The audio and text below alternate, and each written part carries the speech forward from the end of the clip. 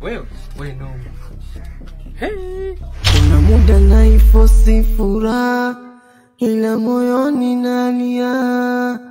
Yani kuna muda naumia, nashindwa vumilia. Najikuta chozi linatoka, hakuna wa kunifuta. Ule nilemtegemea, ona tayari amekwenda.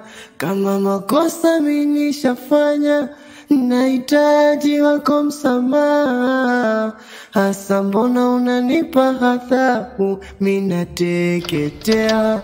Onana Kaka, samani,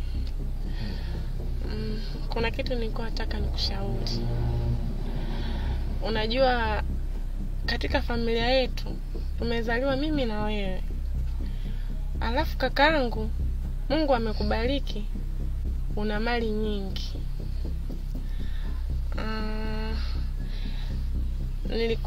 Lakini samani kaka, nilikuwa nakushauri hivi, kwa nini usingeikubali ile mimba? Nani atakaye kuja kurithi mali zako?